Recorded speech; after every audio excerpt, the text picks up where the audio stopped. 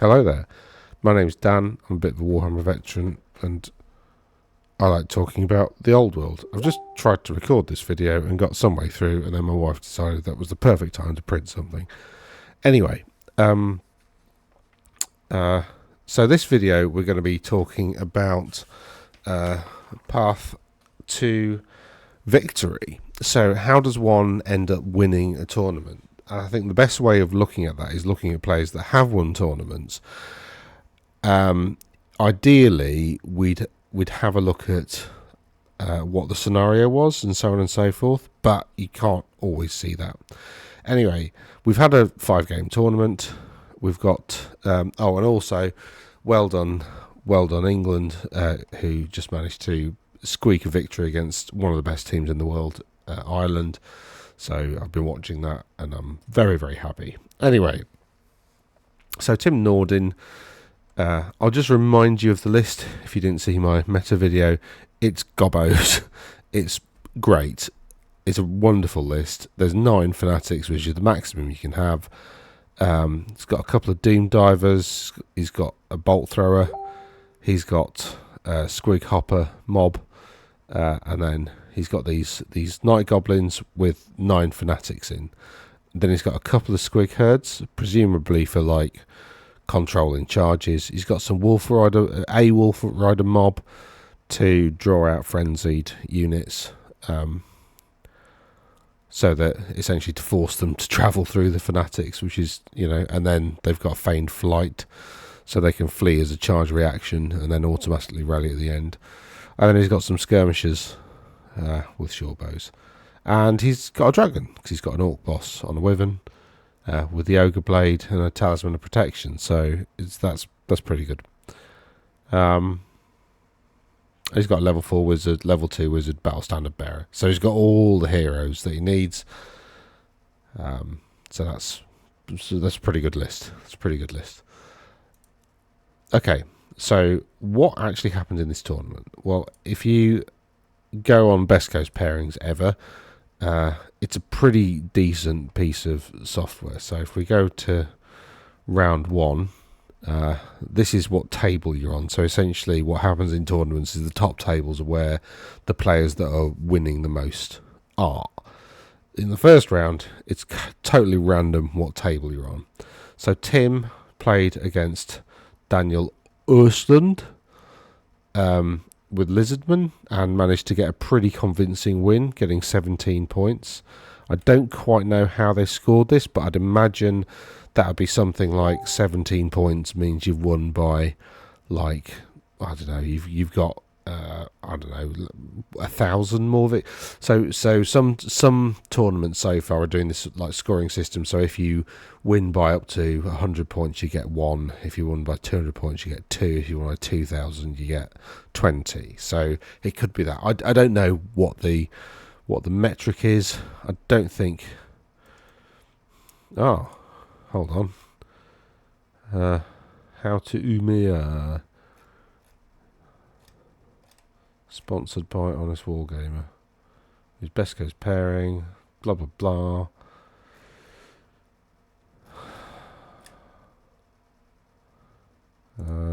Let's have a look at the mission pack. Old World Builder. Email to da. Army must be painted. Oh, okay. So we've got the missions here. Oh, this is pretty cool actually. So we can have a look at how that. Maybe how that played out as well, so that's useful. Let's have a look at the rule book. Come on. Bloody thing. Right.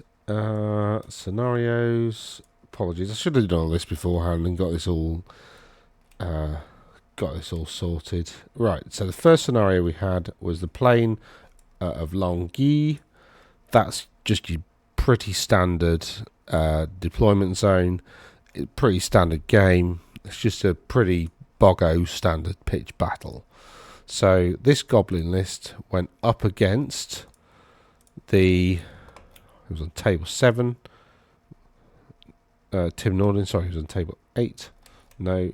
Oh, that's interesting. He was on table 8. Maybe the tables were randomised then all the way through.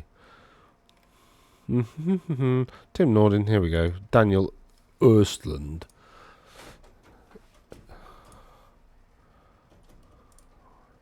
Who, when I click view list, it says, so that's just the, here's the points destroyed. Okay, so he's won by 11, so that's a pretty convincing victory. It's not letting me view his list, which is very annoying. Urslan, there we go. If we click on that, there we go, here's the list. So he's got a old blood on a horned one. So a horned one is a cold one that's not stupid, basically. You've got a Slan Mage Priest, which seems, that's a Slan Mage Priest, just a Boggo standard Slan Mage Priest, with a bit of interesting stuff. But Slan Mage Priests are both generals and battle standard bearers, so they're pretty useful. It's got a big block of Saurus, which are pretty defensive. They've got shield wall as well, which is pretty good. That's an upgrade. He's got a load of skink skirmishers. He's got a unit of Temple Guard. Bastillodons are fantastic, but he's only got one. And then he's got a Troglodon that, I mean, I think are not great. They're okay, but they're not great. They allow you to cast spells through the Troglodon. So the Slime Mage Priest, who's got battle magic, if you can take high magic, you take high magic, because it's got some amazing spells. Not necessarily for a Slan Mage Priest, because the ethereal spell is cast on self, so he's got to insert himself into a unit somehow. I'm not sure that he can, but maybe he can. Maybe he can sit in this big block of Saurus, but again, if that's possible, then making this ethereal would have been good. The difficulty here, and the reason that essentially there's very little range threat. We've got some skink skirmishers. The Bastillodon's pretty good, but it is a bound spell with like a power level 2 cast on a 8 or something like that. It's pretty good when it goes off, because it's like 3d3 strength 5 AP2 hits, something like that. So it's really good magic missile attack, because it automatically hits. It does a lot of hits that are high strength, high AP, so it's very good. But it is a bound spell, so in essence all he's got to do is get this level 4 wizard in dispel range, and then he's gold. And then if he wants to get the Bastillodon through to charge them, he's got to charge through a load of fanatics. And this guy's also got the Orc War Boss, and there's nothing in this list that's particularly quick. You've got an old blood on a cold one. And Troglodons are pretty quick. They're okay, but they're not as good as a Carnosaur, for instance. So I don't know, this list would really struggle. I mean, battle magic, you could get like a 5-up ward on your Saurus. That'd be pretty good. But then, or your Temple Guard, for instance, you put your Slan in there with the Temple. But again, high magic is still better, because you could just make it ethereal, which would be great. So, there's, I don't see how he's going to get through the fanatics. And he didn't lose that many points, so it looks like essentially the Lizardmen player is at a natural disadvantage, because the Tim is he's got his Doom Diver catapults that he can rain down essentially pretty accurate bolt throwers from the start. He could possibly rain them down on the Bastillodon, because it's a large target, so it can be seen pretty much all the time. So that's pretty good. So he can rain down those stone throwers on the Bastillodon. The Temple Guard and the Saurus Warriors, he can pile a bolt thrower into that and kill a few of them every turn. If he hits, obviously. Because this is a predominantly infantry list, if this gets too close, then out go all the fanatics. So essentially what's going to have to happen is, basically, Dan is going to have to feed the fanatics the skinks and just hope that the fanatics wear themselves out, allowing the Saurus and the Temple Guard to get through. But then when they do get through, there's some screens from squig herds. You've got the skirmishers, you've got the wolf riders to be a pain. So, you know, you're going to lose your... if you're trading off, and if this is what happened. So, in short, what I'm saying is it's a very, very, very, very, very difficult game for Dan to win with this list, because it's not quick enough to get around the fanatics and do a flank or whatever, and it's under continuous fire. Plus, obviously, there are a lot of short bows here. 60 short bows. There's going to be a lot of shooting coming across. So your skink skirmishers, you know, even though they're going to be like 6s or 7s to hit, they're still going to go down to shooting. A few of them every turn. And then you've got short bows here. You've got short bows with these goblin mobs. So, you know, there's like 70, 80 short bows. And then you've got the war magic stuff going off. And you've got this this Orc war boss, this dragon, basically. And he's got nothing really that can deal with the dragon. So he's got a massive uphill battle as Dan. So, to be fair, actually, looking at the result, I think he did okay, because, you know, if you look at the result, he only lost by about 1,000 victory points, and he managed to kill some stuff. So I think he did pretty well to achieve that. So then Tim played Peter Valimar, don't know. Apologies for butchering names. So this one, we're playing a meeting engagement in the Drakvold Forest incident. So this is your deployment here. I'll just get rid of all this nonsense. Right, so this is your deployment here. It's that kind of deployment. You got to roll a d6.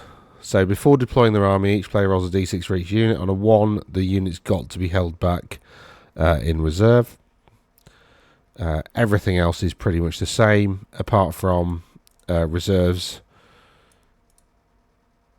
can enter play during the compulsory move subphase of any turn other than the first of their controlling players choosing. So they've not got to roll for it like ambushers, but you can't bring them on the first table. So the dice could really screw with you here. I mean, it's not going to affect that many units, although I don't know what happened to Tim. Like, he's got one. I mean, so in terms of units, if you put your characters in units, that's 1. These 3 are probably all in units anyway. So that's 1, 2, 3, 4, 5, 6, 7, 8, 9, 10, 11, 12. So probably 2, maybe 3 of these units are going to be in reserve. And, you know, he's obviously hoping not to be war machines, although that could have happened. There's kind of a 50% chance. So we don't know what's happened here, but then he's playing up against Beastmen, who have their own reserve rule. So actually, they kind of want. So this is a pretty good matchup for Peter, actually, sort of. I mean, it kind of leans into his play style. He's got the level 4 wizard. He's got a Beast Lord with Slug Skin, Armour of Destiny. This is all smart. Presumably that goes in a unit of Bestigor. No Bestigor. So presumably that's in the Gore Herd with the additional weapons. Great weapon on Truehorn. So the Truehorn's the champion. There's got a great Bray Shaman who's taken Elementalism. That seems a bit interesting. I thought they could take Illusion, so they could take anyway, so they could take Doppelganger, Spectral Doppelganger. I'm sure I've seen a battle report where they've cast Spectral Doppelganger, but okay. So we've got 23. These are just a screen. These have got ambushers, so these will be starting off anyway. They're just essentially to come in and hunt war machines from the backfield, so that's their job.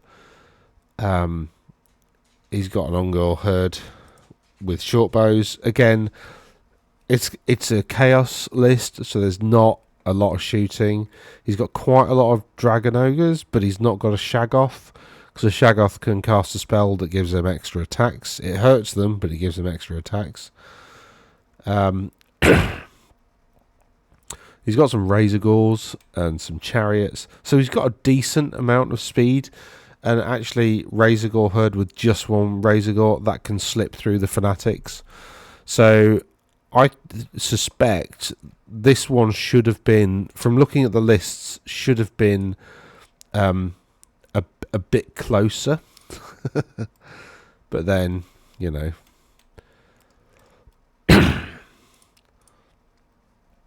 So round 2, where's Tim? Tim. Where's Tim gone? So he's dropped down to table 12. Oh, that's now working. Where's the result? Yeah, so it was actually really close. Tim got 941, Peter got 600. So it's a really close game. So I'd imagine pretty much everything that I said more or less happened. In that, you know, the Razor Gores could slip through. They're actually pretty tough. I think they got toughness 5. So all this strength 3 stuff isn't going to help. Despite how accurate Doom Diver catapults become, it seems a bit of a waste to waste them on Razor Gores. So I reckon the Razor Gores slipped through and did a bit of work. And the Tuskor Chariots, maybe they got catapulted out of action. They're a good target for a direct hit from a catapult, really. And then essentially, well, as well as this, you've got the questions to how does this list deal? God, pardon me, very gassy today. How does this list deal with the dragon? Now, the dragon ogres can do a bit of work in that they've got great weapons and heavy armor, but they've still got to get the charge off. And Tim's got to quite badly wield his Orc War Boss in order for that to happen. But 600 points of his army, you know, did still die. Interestingly, you don't get the points for the Fanatics unless you kill the Night Goblin mobs, so like the Fanatics dying is not really relevant for tournament purposes. So I'm not entirely sure where the 600 points would have come from. Maybe he got one of the Night Goblin mobs. I'm just trying to do some maths in my head. So he could have got the big unit with the big boss, the Night Goblins, and maybe got the combat unit, but the rest of it survived. Or he could have killed the screens and whatever. And essentially the big block stayed around. But essentially, he hasn't really got anything to deal with the dragon. He's got stuff that can deal with the Fanatics, but he's not really got stuff that can deal with a very fast combat monster. So, yeah, list-wise, it's close, and it was close, but the list here isn't really equipped with the tools to deal with the gobbos. So that's the second game for Tim. So Tim's on a bit of a roll at the moment. He's got 2 games. He's feeling confident.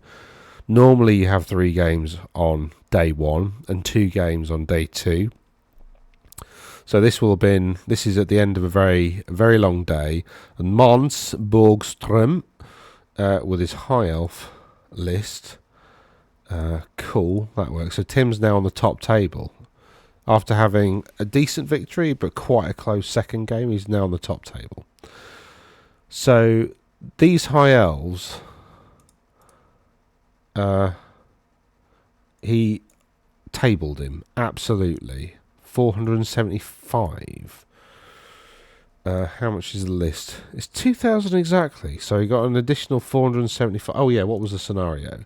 It was the Lonely Tower. So he smashed him, he tabled him, and then he even took the tower in the middle. He controlled the tower, which gave an extra number of victory points, 200. Okay, so he got the tower.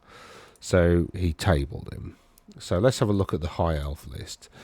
So you've got a noble on a horse. You've got a noble on a Frostheart Phoenix.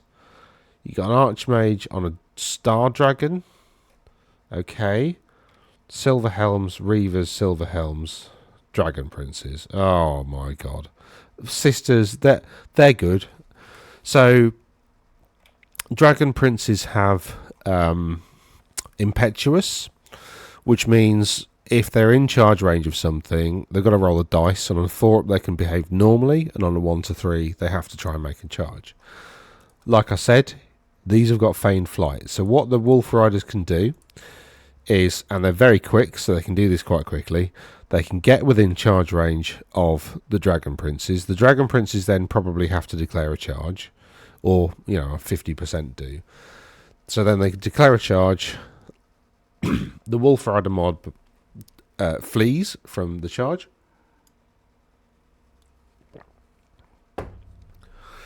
Or maybe even just takes it. And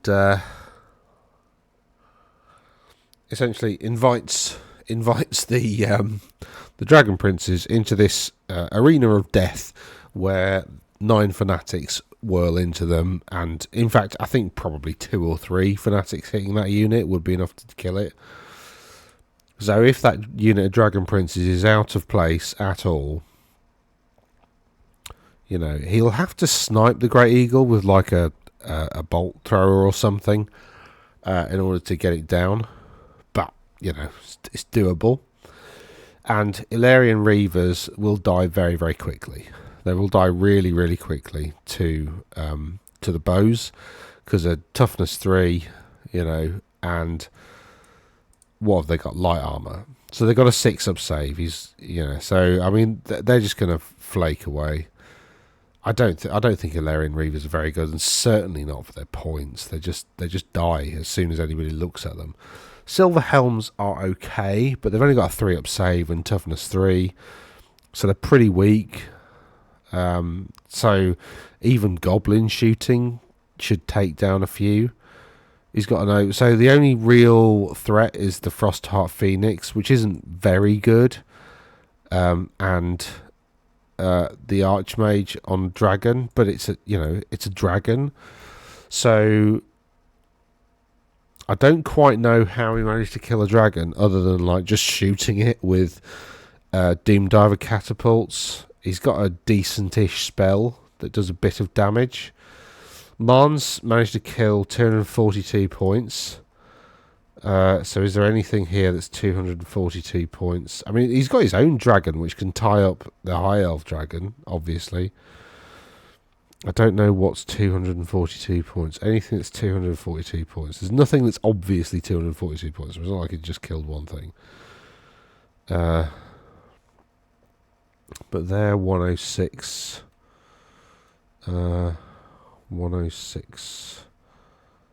So 1, 3. No, I can't find anything that adds up to. That obviously adds up to 106, 147. So 1. No, there's nothing. 107. No. Add 105, 147. That's 252. What was it? 200? Was it 242? 242. I mean, he could have killed these, that, and then they just miscounted by 10 points. So he could have essentially taken down the screens and managed to get into some bolt throwers. Or maybe Tim put the bolt thrower in an awkward position as a bit of a because essentially, like all these fanatics, if he got all the fanatics, he's got a lot of stuff that can deal with the dragon, not in one turn, but he can essentially do a bit of chip damage, burn it down. And, you know, it's only a Star Dragon with a Talisman of Protection, so, you know, it's got a 4 up armor save, which isn't great. It's got a Talisman of Protection, which gives it like a 5 up ward. So, again, it's not very defensive. And you don't want the Archmage in combat because it's a bit rubbish in combat. So, yeah. So, Mons, you know, I think just got burnt down. But, like I said, I mean, all of this Goblin shooting should quite easily deal with all this cavalry. In fact, it could possibly deal with the Dragon Princes well. Weight of Dice and the Sisters of Avalon, can shoot stuff, but they're not amazing. They're pretty good. They're very good archers, but they're not amazing. If you were going to take some high elves, you'd probably want a unit of sisters in your army, because they provide a bit of utility, unless you've got something better, obviously. So I think that's what happened there.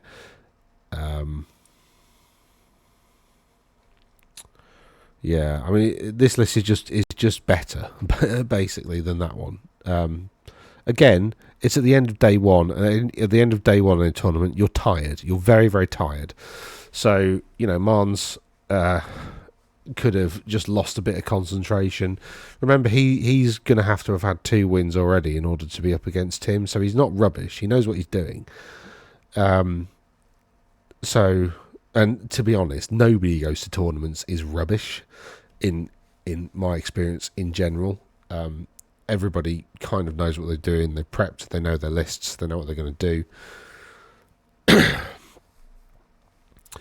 It's just, I think it's at the end of the long day. You're very tired. Made a mistake.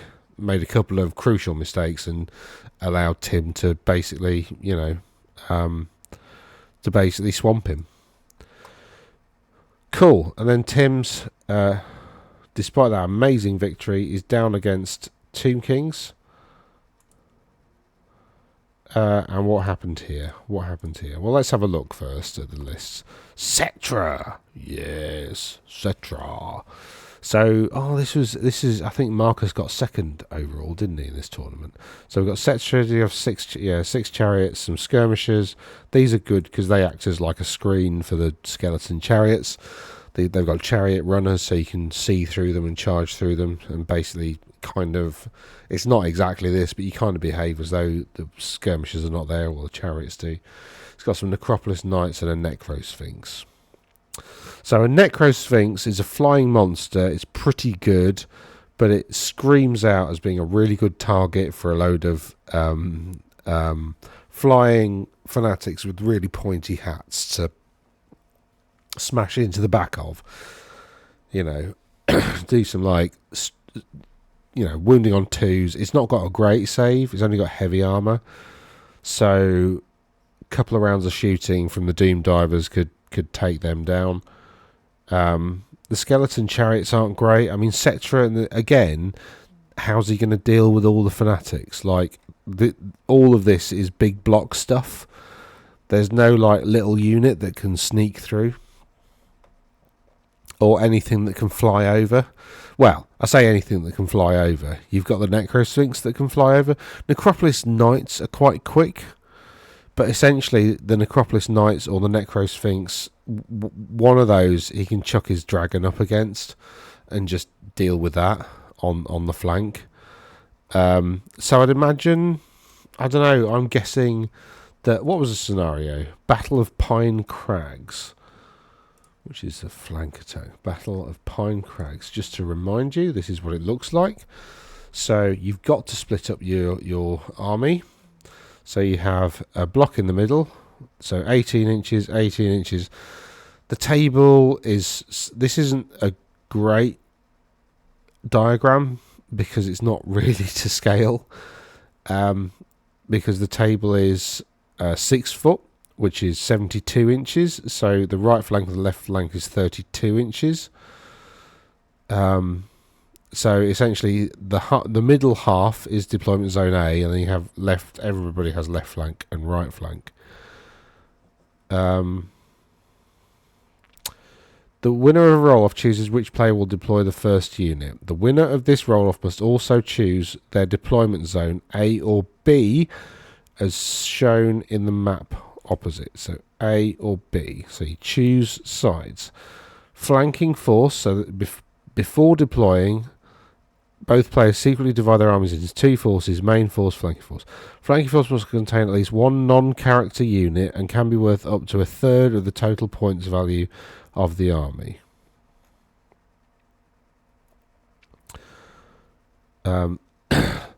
2 forces, okay? So you have the main force and you have a flanking force. So up to 1/3 of your army goes into the flanking force. So once flanking force has been selected, each player secretly makes a note of which flank, left or right, theirs will be deployed upon them. Starting with the player that won the roll-off, players deploy the main force with their central deployment. And then after you've done the central deployment, players reveal where their flanking forces will be deployed. Starting with the player that won the roll-off, the players deploy their flanking force. Winner of a roll-off takes the first turn. You don't get +1 for finishing first. So you pick your deployment zone. You put 2/3 of your army here. 2/3 of their army goes there. You choose a flank, either the right or the left flank, and up to 1/3 of your army goes there. You need a unit, so you want quick stuff in there. I mean, the obvious choice really, because this is pretty castle-y overall, but you put the dragon in there because it's quick enough that it can get out of dodge. You could put the wolf riders probably in there because they're quick enough to get back into formation. So there's your flanking force, and everything else is sat in the middle maybe. This list is going to find that slightly difficult because he's kind of got the skirmishers to go with the chariots, to go in front of the chariots. So arguably the Necropolis Knights and the Necrosphinx go into the flank.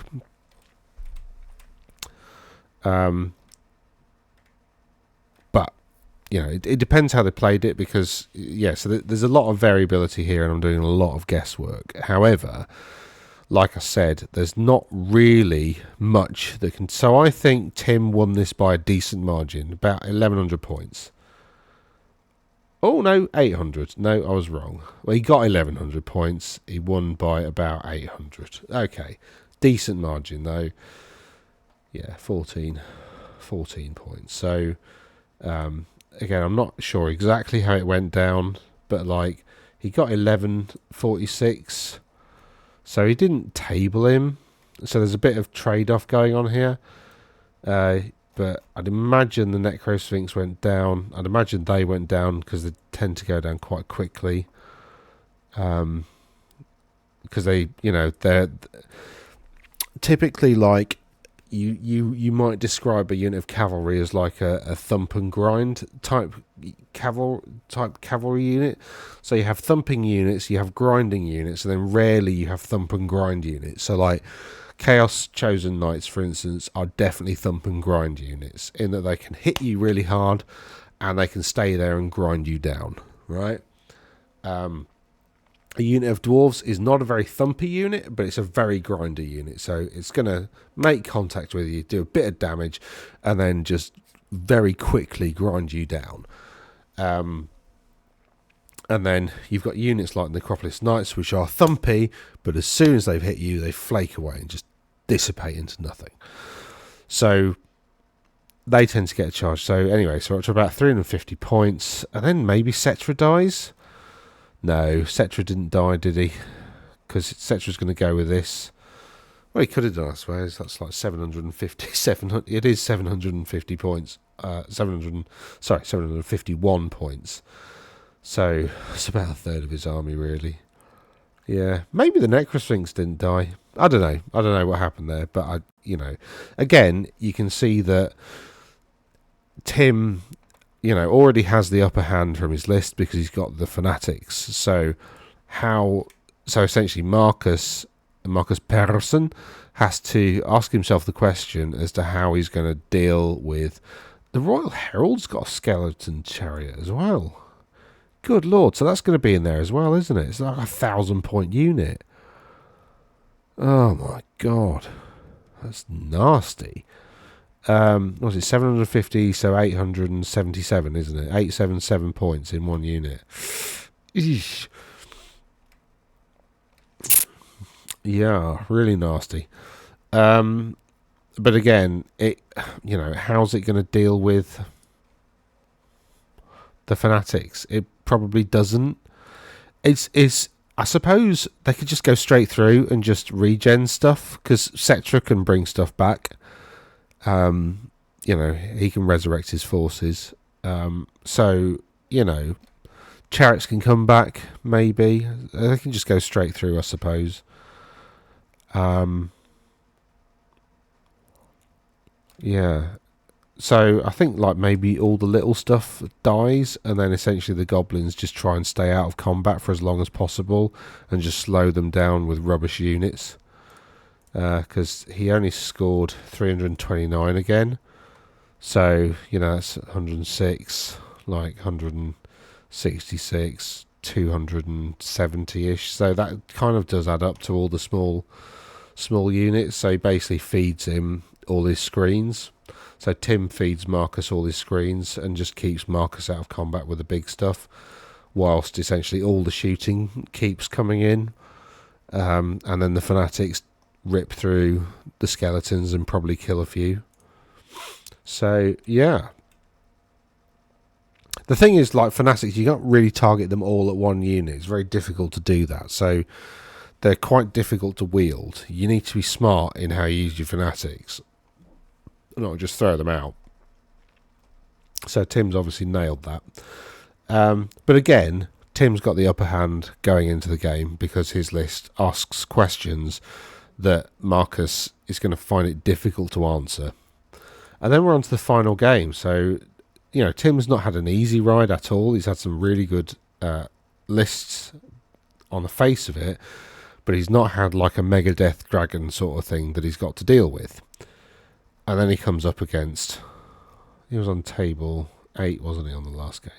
So then he comes up against another Orc and Goblin list, and this is tight. Look, 11-9, so let's have a look at this list. So, Marcus Östling, perhaps, apologies again. So he's got a Black Orc on a Wyvern. So his dragon is better. So Marcus's dragon is better than Tim's dragon, because Tim's only got an Orc Warboss. Orc Warboss has got an Ogre Blade though, so he's got extra strength and extra AP. He's got the Talisman of Protection. Heavy armor is what he comes with. The Wyvern's got heavy armor anyway. So shield, heavy armor. This has got a 4-up save, 5-up ward. So it's not a massively defensive dragon. Black Orc Warboss has full plate. Automatically they have full plate. And he's got a shield, so he's got a 3-up save, 5-up save, Trollhide Trousers, 5-up regen from memory. Something like that. So this Black Orc Warboss is going to stick around a lot longer. Then you got another Black Orc Warboss that's on foot, again with Trollhide Trousers. They're extremely common. Quite expensive, but they're extremely common. Trolls are quite common, so skinning them, you know. And, you know, again, it's got full plate. But it's a Black Orc Big Boss, so 1 fewer wound than a Warboss. I think it's got 2 instead of 3, something like that, or 3 instead of 4. Then you got a level 4 Wizard. You got 2 Night Goblin Big Bosses. He's got a big unit of Black Orcs. He's got his own Fanatics. He's got 3 Fanatics in a Night Goblin mob with Netters and hand weapons and shields.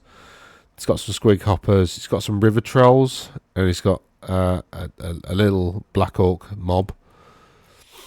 I think that's because you have to have like a Black Orc mob per Black Orc character.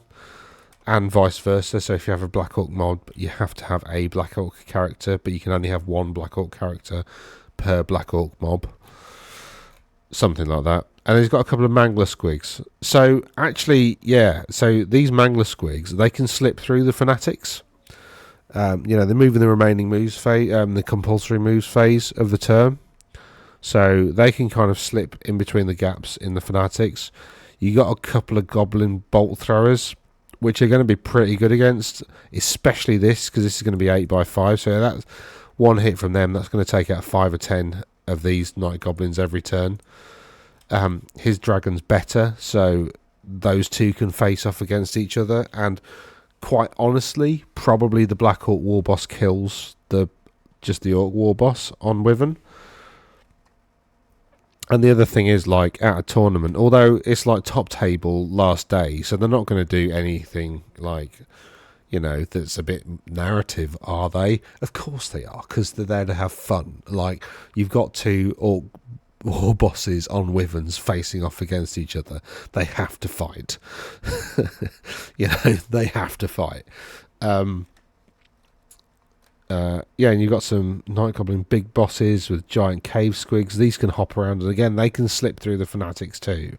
So there's plenty here that can actually deal with fanatics, because he's got a lot of little units that can just like sneak through all the fanatics. Which, and I think the part of the reason he's got that is because he's got his own fanatics, so he knows he's going to have to dodge his. So basically on this table, there's going to be, at some stage, probably about 10 or 11 fanatics just kind of whirling around the middle of the table, just causing an absolute mess. These are going to be killing like 5 to 10 goblins a turn, and the artillery from the other side might get a few black orcs a turn. But, you know, they do have full plate and shields when they're being shot at. They've got motley hordes, so they can take different weapons. So you're going to have, like here, 2 great weapons. You know, so these are going to be in the front to do a bit more damage. And you've got a level 4 wizard here with a ruby ring of ruin. So, yeah, I can see why that was really close.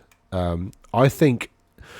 Now, I suppose the question is, because I've not actually looked at any of these results fully yet because I wanted to have a bit of a guess, but the question is, was it high points really close or cagey, as in low points really close? So was it really close in the sense that, you know, Tim gets... it's a high points thing, so Tim gets 1,700 to Marcus's 1,500, or did they play it safe and it's like 500 to 300, something like that? I don't know. If it were me, I'd want to smash face, so it's going to be high points. But I suppose it could be middle. We don't know, do we? Until we click on the button and have a look.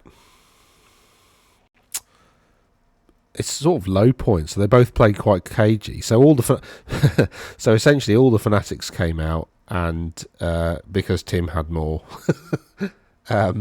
Maybe because it's only 200 point margin, so that was really close. Marcus could easily have won this tournament. Had he just done a bit more damage. 594 points is what he killed. Tim got 818, which is basically the Black Hawk War Boss on the Wyvern, isn't it? And then all this messy stuff, maybe. Probably the Mangler Squigs as well, because although they're pretty good, you know, they can be doom divered off quite easily. I think they've only got like 4 wounds each or 5. You know, Mangler Squigs. You know, I said this last time, but like, there's something about where's Evils. There's something about the Mangler Squigs that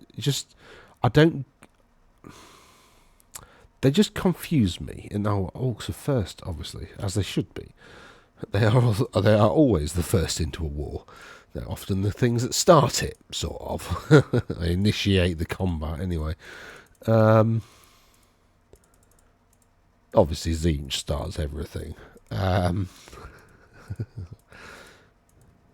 Including Teclis. I'm sure Tzeentch had a hand in giving Teclis all the magic he had, so that Teclis could basically destroy the world. Because if you read any of the old world lore, it was basically Teclis cocking up over and over again that destroyed the whole world.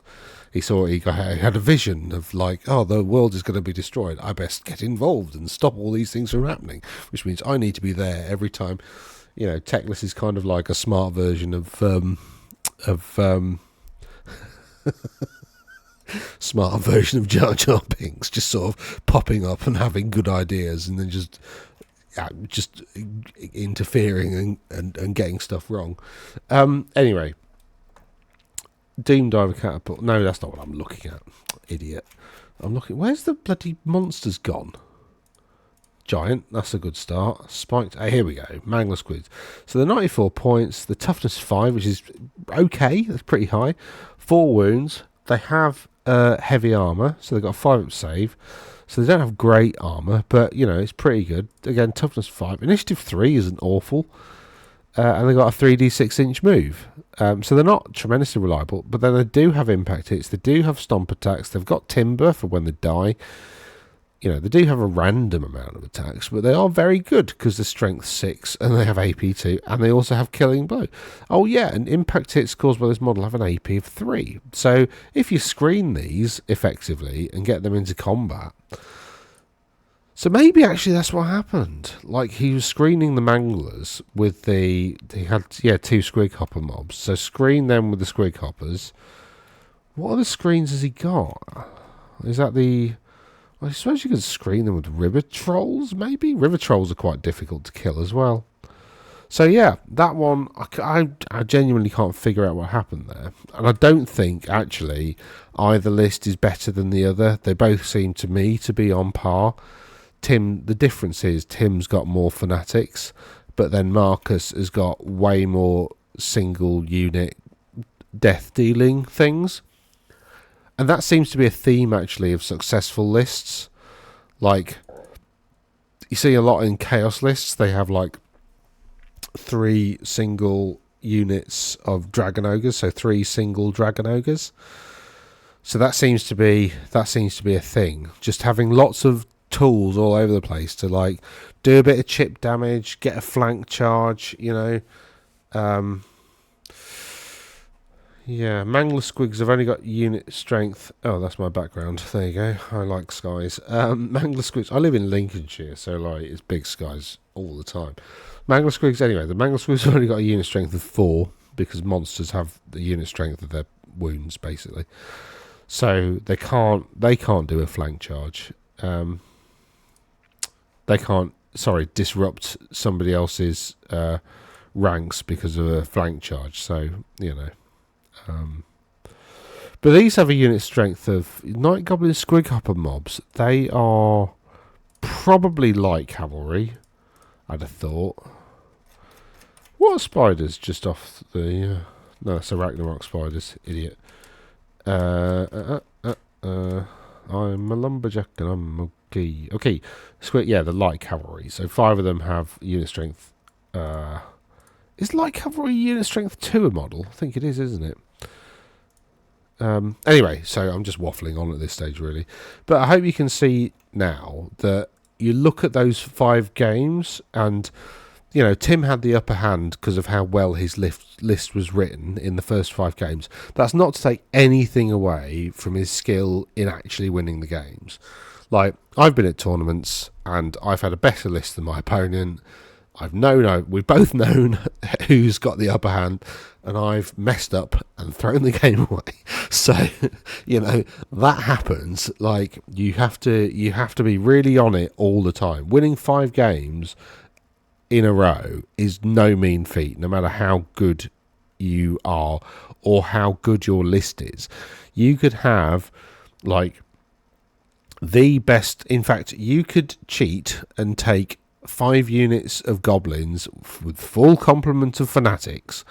You could have 15 fanatics running around on the table, monstering your opponent. But if they're good and you're slightly hungover, you lose.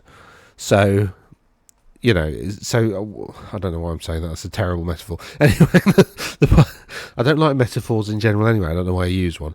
So anyway, so Tim's... winning a tournament is a combination of, in my opinion, 3 things. 1, a very good list.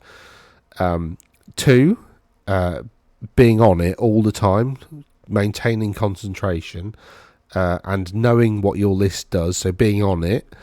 And 3, getting the right opponents throughout the tournament, which increases your chances of winning.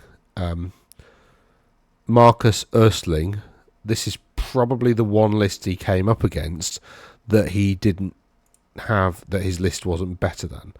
So I've said that.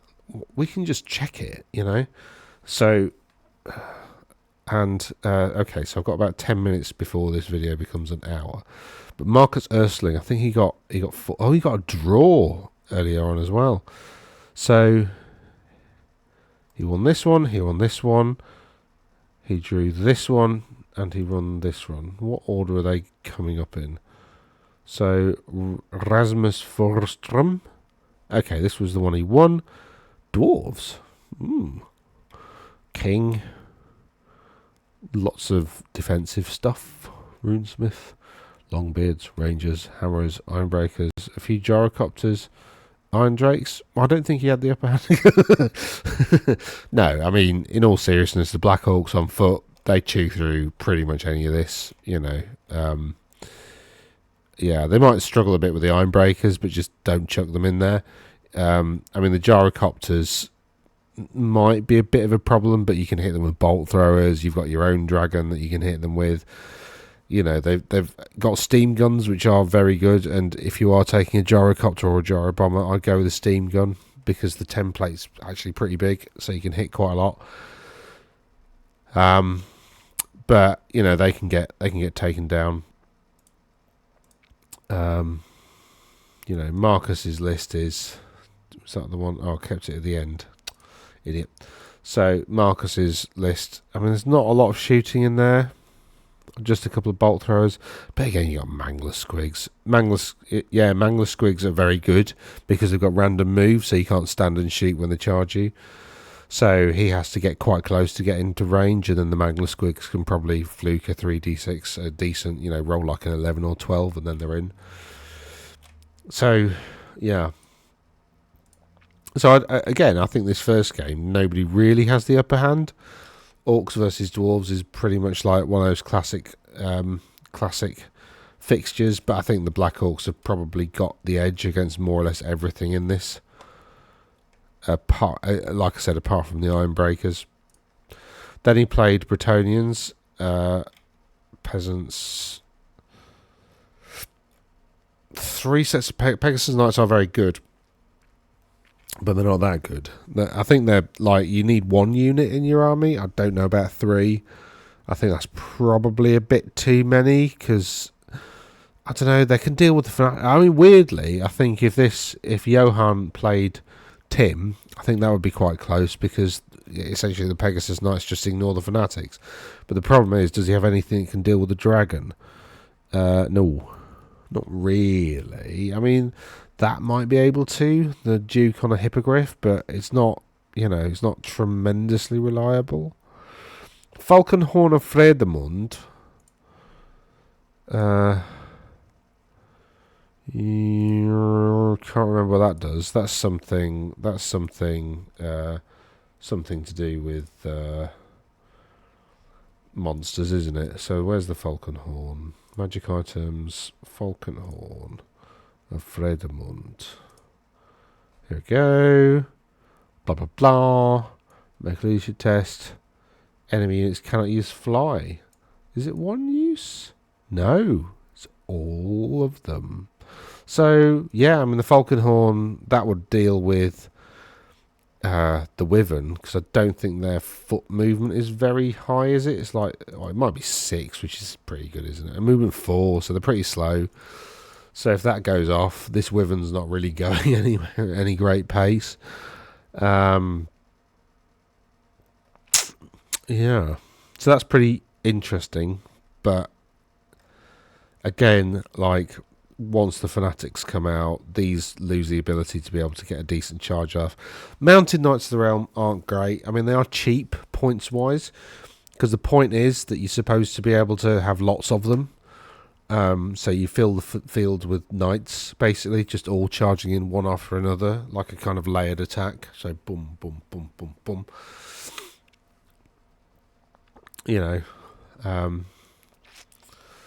Playing with Bretonnians, especially with Knights of the Realm, was a bit like being, it's a bit like boxing. It's about sort of, blow after blow after blow after blow after blow of just knights continually just hitting people, cycling charges, and, until your opponent's beaten and bloodied on the floor.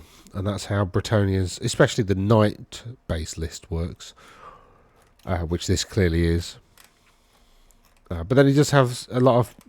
Johan's not got a terrible list. It's pretty good for Bretonnians. I quite like that. I quite like to own that. And then he played Danny, and this is when he drew. This is again. Oh my God, he played another bloody Bretonnians. That's rough actually at a tournament when you've played one opponent that's got a Bretonnian list or that's got a insert faction here list, and then you play the next game is up against the same faction. It's actually, well, for me anyway, it screws your mind a little bit. Like, it's like, oh, I've just played these buggers. Do I have to play them again? This one is thankfully very different. Oh, he didn't have a wizard, did he? The last Bretonnian player. That's... This one's got the Green Knight. He's got some big units of Knights of the Realm. That's possibly a bit of a mistake because, like I said, they're not that good. So 250 points is a big point sink for something that's probably going to die. Knights of the Realm do just probably die in battles. So you want them to be... He's got 2 units of 4 Pegasus Knights, which is interesting. He's got 2 small units of bowmen. Bowmen are really good, actually, especially with the stakes. The stakes are brilliant. Some people don't rate them. I think they're a really interesting rule. But anyway, he's got the Green Knight that can pop up. And now again, it depends whereabouts on the table, like all the natural terrain is, which the Green Knight can sort of pop up from. But anyway, Marcus is going to know that the Green Knight can pop up from natural terrain, or he should be, because, like, what was his name? Danny should really tell him at the start of the game. So these bolt throwers are going to be nowhere near natural terrain, which is going to limit how effective they are. But pardon me. Bolt throwers into knights. Ugh, like 9 of them. Presumably one of these characters is going in this to make it a 10. Bolt thrower hits that, he gets 4, hits 4 of them. So strength 6, 5, 4, 3. So that's like 2 up, 2 up, 3 up, 4 up, all AP 2. Oof, nasty. So that's going to take out like 3. So they're just going to die. Yeah. But there was a draw here, so that's interesting. Oh, for God's sakes. What are we looking at? Round 3. And again, round 3's at the end of day 1. It's, everybody's a bit tired. Everybody's a bit kind of, sometimes people are a bit drunk. Here we go, this one. Wow. Look at that. 269 to 200. So, actually, that's really interesting. So, Danny was just like super cagey, didn't really want to engage in anything, probably chucked the Green Knight into stuff because it can come back, but like was just super cagey. And then, so was Marcus. It's a really low like point score for both, really. Oh my God, I wish I was a fly on the wall of that game. That would have been really interesting to see what happened there. And then he played Jonathan Vinkvist. Oh my God, triple Bretonnia back to back. Ugh. This one's got a Royal Helm, Pegasus, -1 to hit, Syrian's Locket, I forget what that does. Virtue of the Ideal, that's pretty nasty. Level 4 Wizard on a War Horse. There's got some, small units of Knights, that's smart, that's how you use them. Pegasus Knights. A couple of Trebuchets and 3 Grail Knights. I really like the concept of 3 Grail Knights as a unit because it means they're cheap. They're still very good and it makes them super maneuverable. So I really like that concept. Little bullets going around the battlefield, finding it very easy to get flank charges. Anyway, so you got a couple of field trebuchets. Field trebuchets are awful. You can't move them. They are more damage than a stone thrower, but like you can't move them, and they're just really difficult to wield. So I don't know. Did he smash him in this one? That could be the result. So that's round 4. Have I got the wrong? Marcus, round 5. Who did Marcus play in round 4? Oh no, it is round 4, isn't it? Because Marcus played Tim, who won. Marcus, not him. Marcus, different Marcus. Marcus, where the bloody hell's he gone? Marcus, Tim, no, it's different Marcus. I've already done. It's been a long day for me too. Where the hell is he? Oh, there we are. Right, what happened? Yeah, he smashed him. 1,000 points. Although Jonathan did manage 800, this is respectable. So he took out nearly half of Marcus's force, but like Marcus nearly wiped him out. There's only 199, and then he'll possibly captured a few banners as well. So there's like probably 3 or 4. In fact, there's probably about 300 or 400 points left. So it's possibly just the Duke has survived. Yeah, everything else has died. So he's got smashed pretty much. Because look, there's 1, 2, 3, 4, 5. I'm not sure these have got a banner, have they? Has he actually just not given a? Yeah, he's not actually given them a banner because he doesn't want people to take the points for it. So these are okay. So that's 1, 2, 3. There's only 3 banners that you can actually score points on the Battle Standard Bearer. So that's yes, it's basically just the Duke and maybe another unit of something or other that survived that. Maybe the Grail Knights, I don't know, that survived that. So yeah, Marcus smashed him.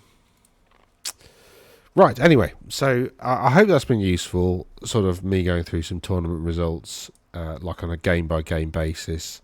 Again, we don't know what's actually happened, because nobody's told us. I did get an email from Robbie, who was the Lizardmen player who won the tournament. I think it was over at Leodis Games, which is Leodis is like the is it the Viking name for Leeds? I can't remember. I don't know why I went so squeaky then. I apologise. What was it? A mustering of arms. This is what it was called. A mustering of arms. Yeah. So I emailed him. He emailed back. I've just opened Outlook. I don't know why. That's the wrong thing. So I'm not going to show you the email because obviously emails are private. However, I guess that I sent him an email making some guesses. So just to remind you of Robbie's list, Robbie has Slan, Skink Priest, Stegodon, another Stegodon, Engine of the Gods, Skink Chief with the Pterodon. And I said, basically, you've got these to shoot the crap out of people. You've got 2 Stegodons to do, and the Slan Mage, it's just a horrible list. In a good way. So then the first game he had was up against Stan Richardson, who had a Dark Elf list, which is basically a dragon, a level 4 wizard. So not too much in characters, and then a lot of stuff that's just not very good at the moment. Because Dark Rider, they got Fire and Flee, but they don't have Feigned Flight, so they still have to rally, I mean, it's okay, but to be honest, this list beats this pretty much every time. Because essentially all Robbie's got to do is outmaneuver the dragon, basically, and keep the dragon, I guess outmaneuver the Dark Elves and keep the dragon out of meaningful combats. Robbie said he was surprised to win, which is interesting. I don't know why, because this is a disgusting list, like in a good way, but like it's like yeah. But anyway, so he says he only gave the dragon bad trades. It was very good, the dragon, but he just killed everything else, and his other stuff went down pretty effectively. Yeah, these are like toughness 3, hardly any armor save. Like they just go down to like a stiff breeze. Same with these are toughness 3, but they've got a 5 up armor save because he's giving them shields. He's got blackguards who can, you know, stick about a bit because they've got full plate armor, and you can probably put the Supreme Sorceress in there maybe, but you don't really want to because you don't really want her in combat. Then he's got some Doomfire Warlocks that, again, if you look at them, they die because they're not very tough. And then the only tough thing he's got is this Charybdis. So there's no Cold One Knights, which, you know, you kind of need because it gives you a bit of toughness in your Dark Elves. You know, Cold One Chariots would be pretty useful as well, and maybe some more monsters would be better because this is all pretty low. And apart from the dragon, like, what else really does that much damage? You know, and nothing's in big enough blocks that it can win through combat res. Apart from, like I said, this unit of Dark Elf Warriors with spears, that's pretty good. It's giving it the banner of Harganeth, which is that a combat res thing? But again, this is just going to shoot the crap out of everything. So, you know, that's going to really struggle. Then he played Daryl, Khemri, which he said he avoided much more effectively. Well, you should do, because it doesn't move as far because they can't march. It got a skink unit and a Bastiladon, this dragon, which was, I think it's a Tomb King on a dragon. Yeah. So that's a lot of points, 455 points for it to just get a unit of skinks and a Bastiladon. So Robbie's done an amazing job of handling this. So this block of skellies, I think actually he put the level 4 wizard in the unit of archers, because he says in the Poison did a lot of work here apparently, so he rolled quite a lot of 6s, presumably against the Necrosphinx when that came rampaging across. Yeah, again, killed everything aside from the dragon. So, you know, which he would, because, you know, the Bastiladons, again, it's a bound spell. It's power level 2, so you get plus 2 to your roll. It casts on like 8, maybe a 9. And if it goes off, it does 3d3, strength 5, AP 2, maybe AP 3 hits, something like that. Why am I guessing? Oh no, it's not in. I'll have to get the Lizardmen thing because they're legacy. But anyway, it's really, really good. It's, you know, and Bastiladons are pretty good in combat because they get impact hits. They've got decent combat profile, and then they've got stomps. So they're pretty wicked for like 175 points. Cheap as hell for what they do. You know, considering like a cockatrice is more expensive, like Bastiladon's way better. So anyway, so he's got this Khemri guy that he's just basically outmaneuvered, which again you should do because, you know, Khemri are quite slow. Especially if he's got a casket of souls, so yeah. And then game 3 was up against these Bretonnians. No, they're not Bretonnians. Was up against Matt Wallace's Bretonnians. He's named all his characters. Legend. Well done, Matt. Anyway, he's got Robert. This is obviously a Scottish independence sort of. Anyway, Rabbi Bruce on a hippogriff. Great helm. Not tremendously defensive. He's got a 2-up save, I think, because I think the Grumble Great Helm gives you +1 save. He got Sir William Wallace, who's the Guardian of Alaba.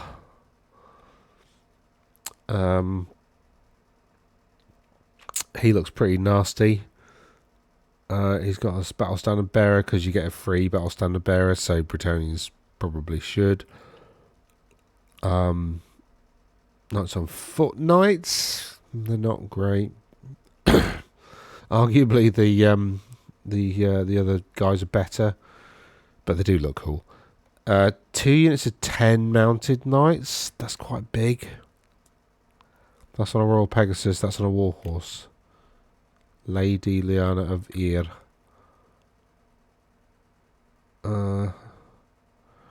Okay. No.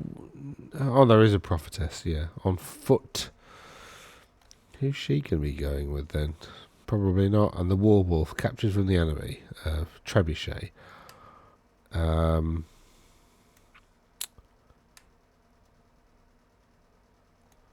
I don't know how this works on the tabletop, to be honest. It's a bit of...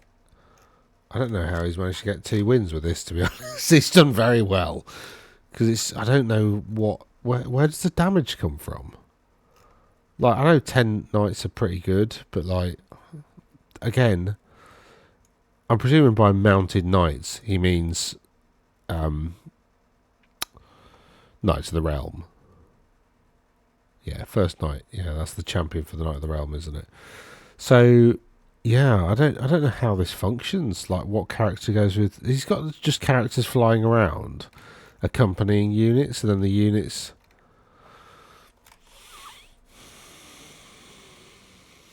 And William Wallace is on a Pegasus. With the Grail Pendant, Gauntlet of the Jewel. It seems very, very characterful. Like, he's probably... Matt Wallace has got something in his head that he wants to happen on the table. Anyway, was a scenario with the reserves. So Robbie had lost a Stegodon, Bastillodon, and Saurus to reserves. He lost a Knight block, the level 4 wizard, and the Foot Knights. A lot of positioning that played into my strength, basically letting me nuke a Knight unit a turn. His heroes did the damage, Hippogriff and Peg Hero, killing both Stegs and a Bastillodon. By the end, he had only his Foot Knights and a level 4 and the unit of 3 Knights left. Overall, actually, Robbie says the Skink Hero on the... Which, I remember when I looked at the list last time, I thought, I have no idea why that's there. It's just a nuisance, isn't it? 80 points, it's not going to do a lot. To be honest, apparently it was the MVP in every single game. Because in the first game against the Dark Elves, it did a rear charge into the spear block with the Sorceress in and broke it and ran it down.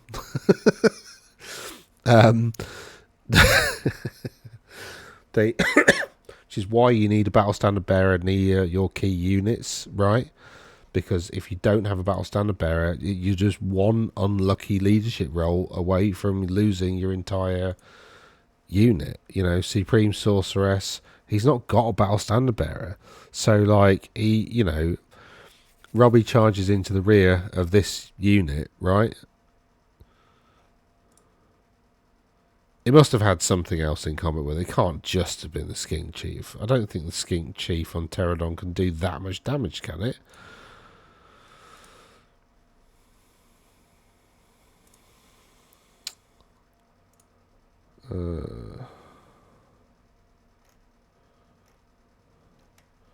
Apologies. Where's Lizardmen? There they are. It is available. I had it. Oh, I think I've refiled everything in different folders. Right, there we go. That's that. That's why I can't find it. Right, so what does it... I don't think a Pterodon is that good. Maybe Pterodons are the answer. Maybe they're the answer to the old world. You remember a few years ago when I think Flesh Eater Courts had a new rule book for Age of Sigmar, and like, what are their stupid dragon monster things called? I've forgotten now. But they seem to be the answers for a bit. But occasionally in a meta, like one unit becomes the answer for the whole meta, and so anybody who's got loads of that just wins.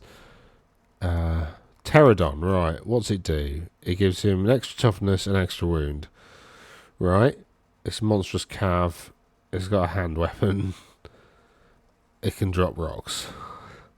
What does drop rocks do? Ripidactyl, Pterodons, drop rocks. Oh, it'd be a US, well, not a USR, a specific special rule, an SSR for Lizardmen. Drop rocks. Once per game, that is not engaged in combat. The unit suffers each model in the ship. Yeah, well, that's pretty rubbish, isn't it? I mean, it's okay. It's a little bit of extra damage. It can maybe cause a panic test on a small unit, like a screen or something. So it's not rubbish, but it's not amazing. And a skink chief is like 2 wounds. So this thing's gonna, in fact, yeah, skink chief is 2 wounds. So we've got 3 attacks. What else has Robbie given it that makes it so good? Nothing. It's just got hand weapon, light armor. How could that break? I don't know. I don't understand how that can break. Unless he must have been in combat with somebody else at the same time. It can't break it on its own.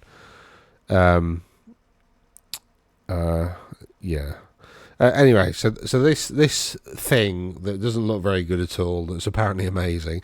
The skink here in the second game,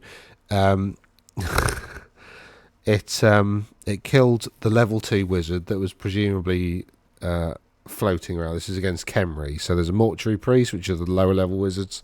So presumably one of them was sort of floating around. This managed to charge it and kill it, which it probably would, actually. Their priests are pretty rubbish. And then it recharged a skeleton block with the level 4 wizard in. And because he's toughness 4, the skeletons are going to have like 2 or 3 attacks. Hitting on 4s, wounding on 5s. They're just not, they're not gonna do a lot of damage. So, he managed to essentially stop this level 4 wizard from being able to do a single dispel for 2 turns. And the skink hero in the third game killed a unit of peasant bowmen and a trebuchet. So, more than got his points back. But apparently, it was a really good day, well-organised event, good vibes and good opponents. So, that sounds good. I mean, I've been meaning to get down to Leodus for a while now. It's just, like I said last time, family stuff gets in the way. But anyway, I've gone on for way longer than I thought I was going to. If you've got this far, I hope that I've earned a subscription off you. And if you've liked the video, there's a button for that. Make a comment if you want to chat. I managed to respond to all my comments so far. I'd like to in future, but I'm amazed that I've got 200 subscribers so far. I just find that just absolutely baffling. So thank you to everybody. It kind of, it sounds corny, but it kind of makes it worthwhile because I know that people are listening to me, and I've had lots of compliments and people saying, I like listening to you whilst grinding through whatever, and it's always interesting hearing somebody's opinion on this sort of stuff. And I just started doing this for my own sanity, really, but and because as a I've nearly got a PhD. I need to rewrite my thesis, but and then submit that. Then I should have one, but essentially, as somebody who's quite high qualified in econometrics type studies, I should be able to do something interesting with the stats that show the meta in a whole new light. I think a lot of the meta programs on other channels is it's good content, like it's good from a comparative basis, but there's not a lot of actual stats being used. We tend to just be looking at describing this versus this, rather than actually trying to look at the data and do some more statistical analysis to explain what underlying differences are going on. Like quite often you see like tier listing shows where even if you do it like quite methodically, you end up with like an 1, 2, 3, 4, 5 bin tier sort of system, which again, I did help the Honest Wargamer do some of the stats earlier on in AOS, and he had a format that he was using, and it was perfectly fine, but it was just comparative. So I want to do something a bit more in depth and a bit deeper. But anyway, I'm waffling on now. Greater depth is what they call it in academic. You can either have a widespread survey, have a widespread but quite surface level analysis, or you can go greater depth. So we're going to go greater depth, but I need loads of data for that to actually be accurate and for those tests to work. So, anyway, I'm waffling on again, but I hope this video has been helpful. Let me know if it has, and I'll see you hopefully soon. We've got a few tournaments this weekend, so I'll definitely be doing a tournament meta show on Monday, and I will likely be doing a shed talk tomorrow, because I should have some time to get out of the shed and actually do some chemery, and I'll have like the proper drill bit and wire, so I'll do like a tutorial on how to pin metal, if anybody's forgotten. I mean, I have. So anyway, toodaloo.